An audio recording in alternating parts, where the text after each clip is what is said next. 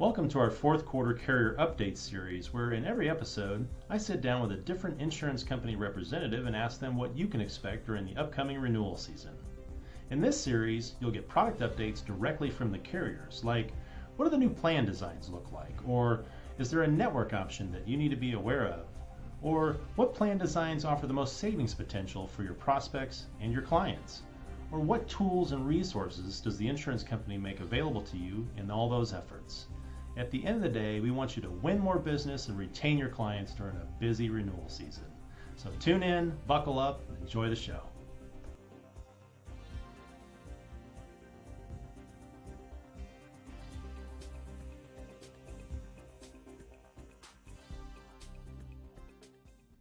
Hello and welcome back to another installment of fourth quarter updates. I have the pleasure of introducing Tom Stein Jr. from American Trust Administrators. He is the Director of Business Development at ATA, and we welcome him to the party. So we're going to get started and talk about what's coming down the pike of fourth quarter. We've got a lot of agents out there that are working in a virtual environment.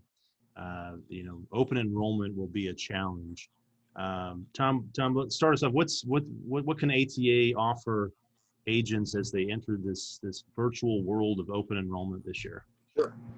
Off the bat, I think I'm in your chair. I think I've got the job you had a couple of years ago. So, on the virtual enrollment stuff, we've got a portal that we built that allows for online enrollment for all of our brokers.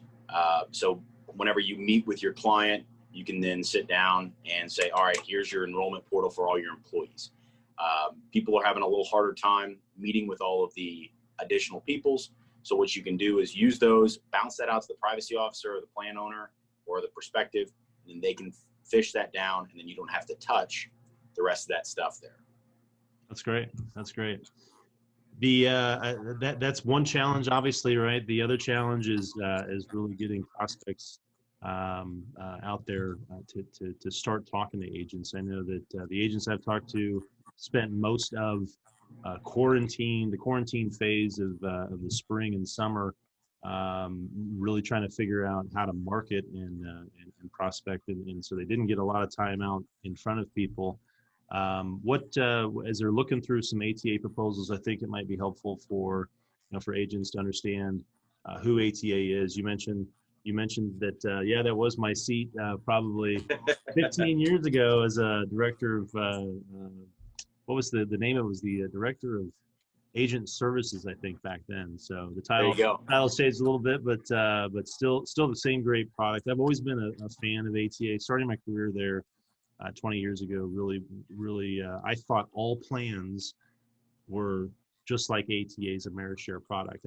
I thought every health insurance plan must be the same as ATA's product, and boy, did I learn a lesson when I got out in the agent world and realized that ATA's got something a little special that agents who may not be familiar with ATA really should pay attention to. So, you want to give us a little background of ATA and why, when they're looking at those proposals, what's going to be the tipping point for an employer? Sure. The first thing that, and you kind of already touched on it, Jason, is all of our plans are completely customizable in terms of the benefit package, right? And you already mentioned something that ours is a bit different than most other folks out there, and it really goes back to a starting philosophy, which is we see the broker not as an order taker, but as a prescriber of benefits, right? And so we give the broker as many different options and as many different widgets as we can so that they can build something that their client then puts out and is able to really take the maximum advantage of. So again, if you start with the idea that ATA creates products for prescribing brokers, you're going to get a pretty good idea of how we operate.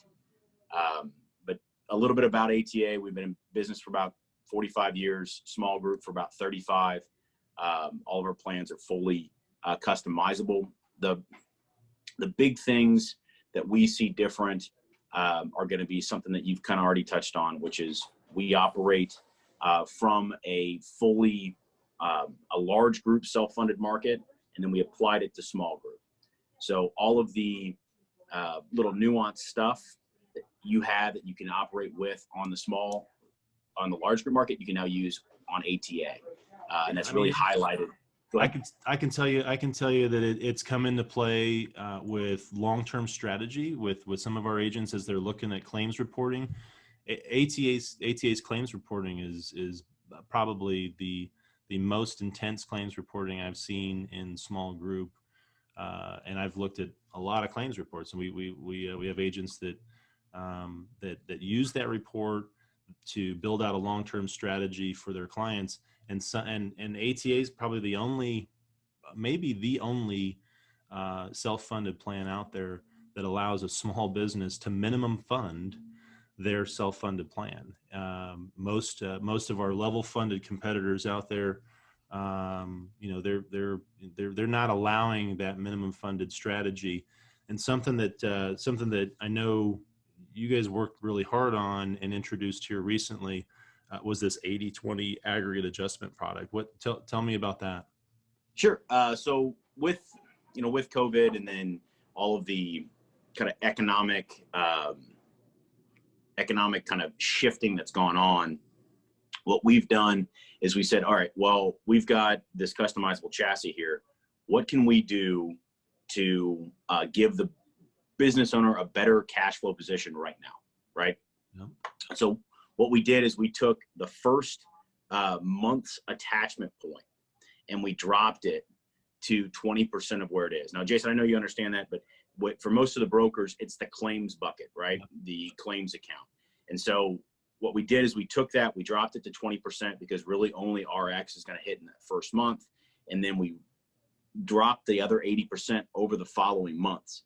So there's a cash flow advantage that can be, on larger groups, tens of thousands of dollars in the first month for them to go with ATA and then also, turn the factory back on, run some more advertising, do some other things that are going to put them in a better position as the economy consistently opens back up, across the U.S. So the 80/20 is just an option that we have. And again, going back to our, large group self-funded roots, that we can play with that attachment point and then give them another widget when they're sitting down with their, their buddy, their client, the business owner, and say, hey, I know stuff's tight right now.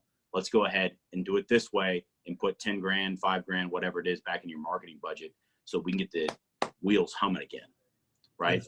That's great. I know we've looked at that 80/20 proposal just about every case as they're coming through, and it certainly does provide a good platform to talk about how self-funding can be beneficial. I mean, you can, especially with the ATA product, you can get to a point where that's something maybe they're doing throughout the year is only funding at a certain level of their actual max.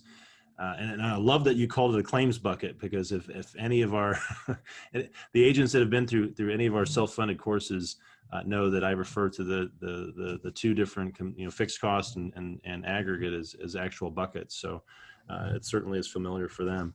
What the other thing that we saw in probably April and May was that I saw a statistic that telemedicine utilization was up 4,000% over April and May.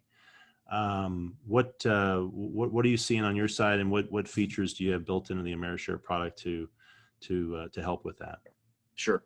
So there's three things, and they all tie together on telemedicine, right? The first thing is right now you're seeing a massive increase in utilization via telemedicine, right? It's not perfect, but it's pretty darn good. So you can't get rid of the ER visits, but you can get rid of a lot of that ancillary stuff.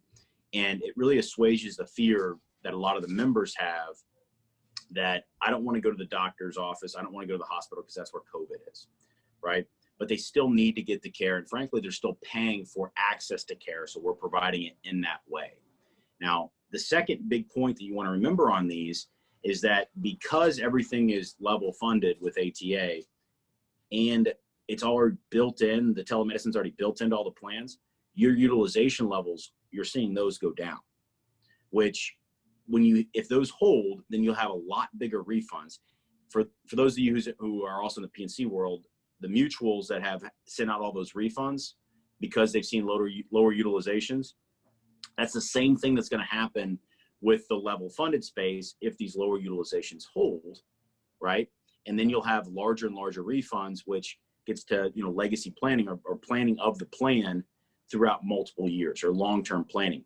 And that telemedicine piece, if right now is a really easy time to get your members on and using it, if you can keep them using it, it's going to pay huge dividends year over year, because the units stay the same, like emergency medical or doctor's visit medical, but the price of those consumed units are massively different.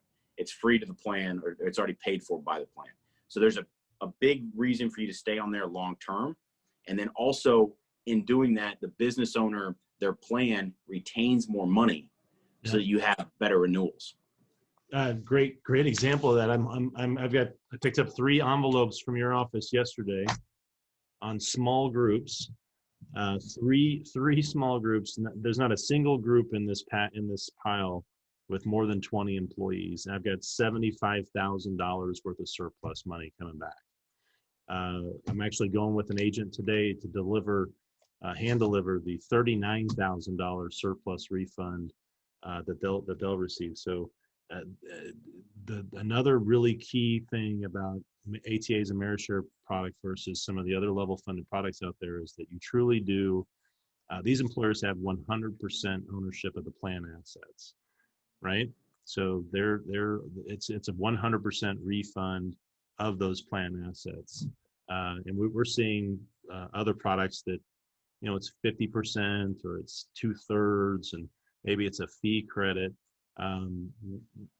Where do you see how can ATA really operate in that space and continue to offer those kind of refunds where we see these other carriers not going down that route?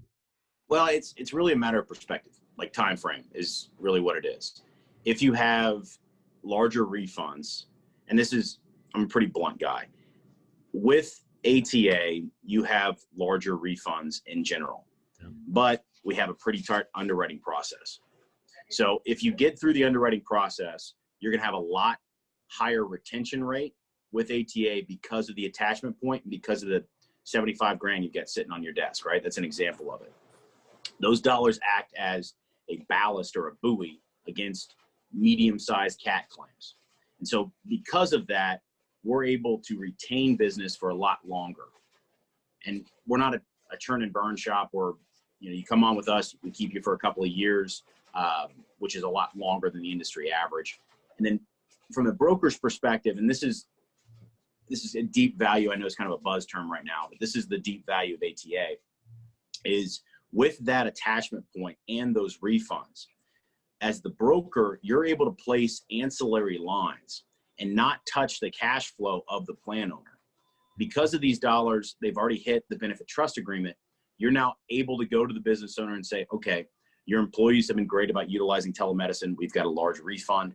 Let's go ahead and take this, and we've got a $35,000 refund. Let's add these ancillary benefits that they want, that they're going to utilize, but it's not going to cost the plan owner anything, which the name of the game is retention, both for you as the broker, but also for the business owner. So if he's able to offer more and more things to his employees, he's going to have better employee retention, which leads to a better shop and better company for him. That's kind of how we see it. That's how we put it together. Does that make sense, Jason? For sure. The another buzzword that seems to be gaining more traction is RBP.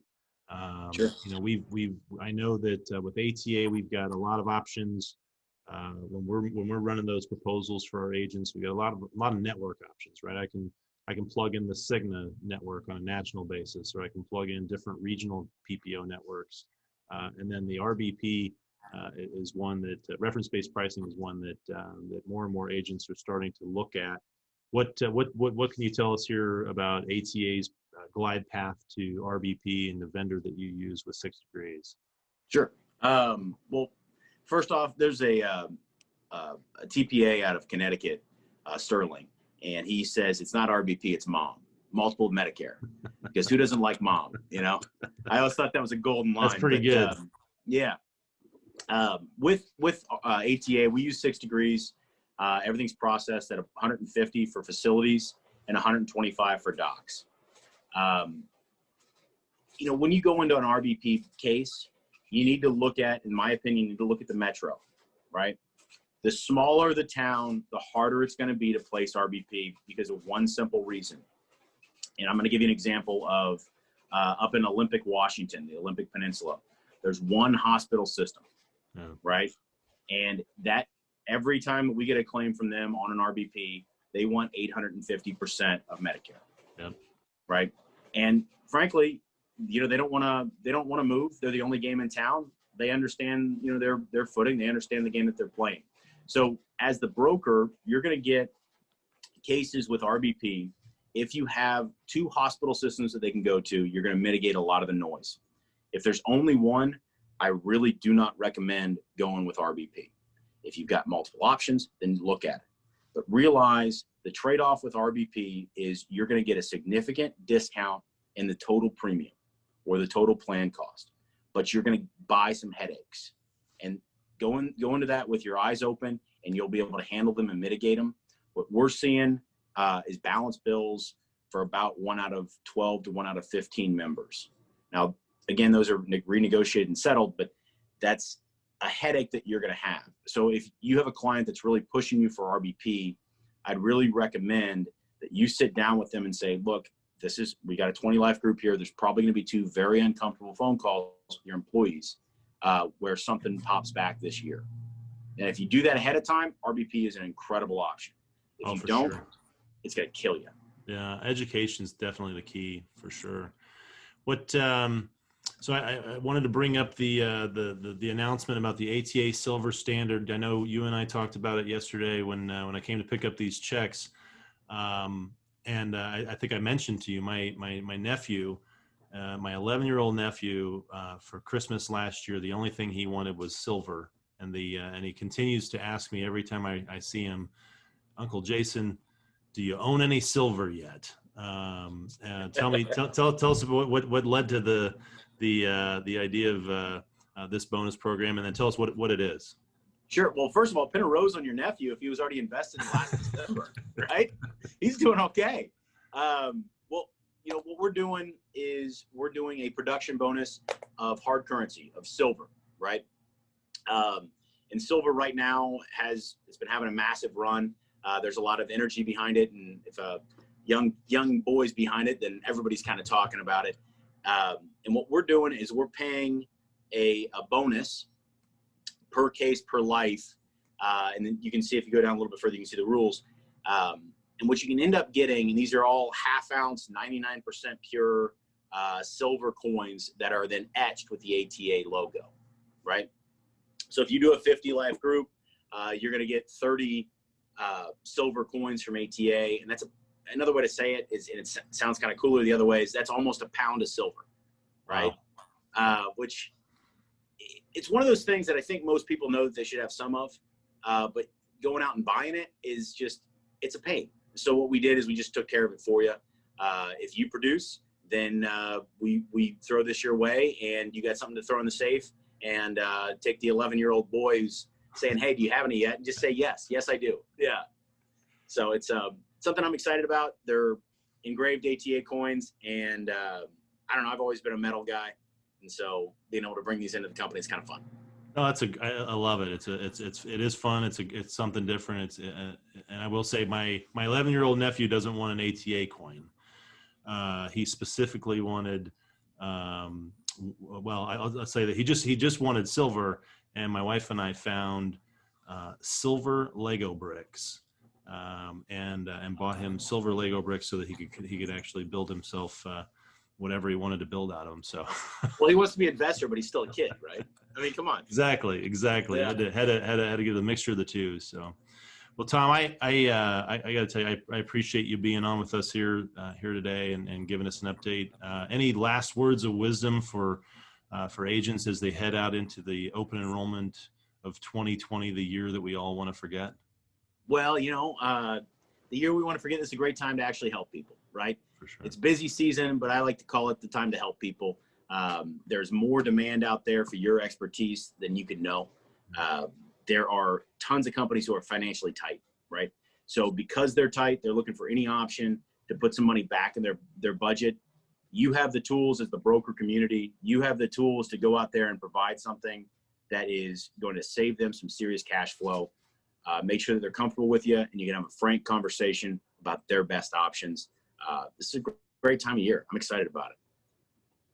I am too. It's as uncertain as the times are. I think that you're right. I think that more now so than ever. I think employers out there need a voice of certainty, and I think our agent community can certainly provide that during the renewal season. So, Tom, thanks again for joining us. I always appreciate our talks, and we'll see you on the other side of 2020.